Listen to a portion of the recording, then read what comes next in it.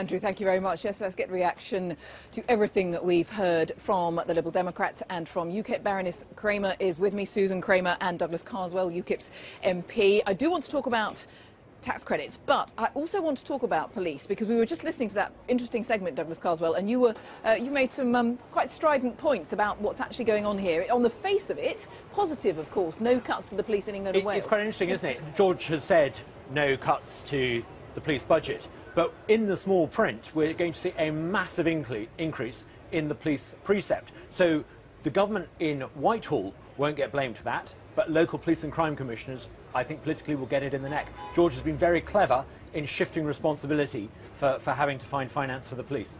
Clever politics. That is politics. Well, it's good politics. I'm not sure it's great for the country. I think we need a Chancellor who actually understands that what we need at this time are new priorities. This is the first year where the Home Office budget will be less than the overseas aid budget. I think it's not clever politics at all.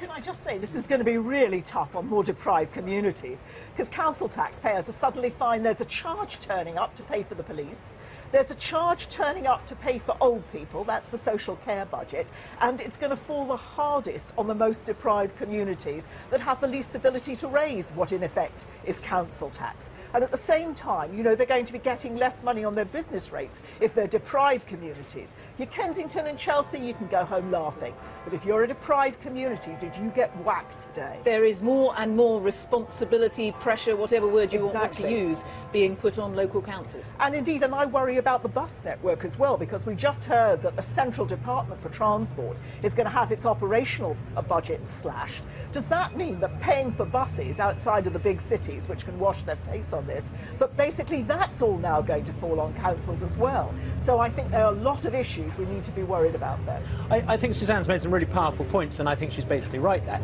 If I could sum it up, I think this is a Blairite budget. The Labour Party has lurched so far to the extreme left, their Shadow Chancellor was even quoting Chairman Mao, that has allowed George Osborne to create the space for a Blairite budget. And like those Blairite budgets of the past, it sounds a lot better than it turns out to be. There's a lot in the small print that I think we're going to find quite unpalatable. I mean, Susan Kramer, do you understand how he's done it? We're still talking about welfare cuts, and yet a U-turn on tax credits, which I assume as a Liberal Democrat makes you very happy. Well, I mean, we've still got 12 billion in welfare cuts, so it's coming. And there has been some magic with what's going to come in terms of tax receipts and borrowing to sort of offset some of the changes that he's made. But we've still got £12 billion cuts in welfare.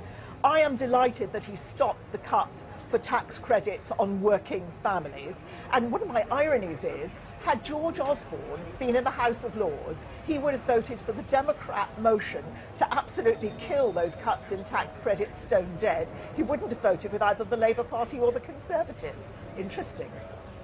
Baroness Kramer, Susan Kramer and Douglas Carswell, thanks very much for your swift reactions. Thank you.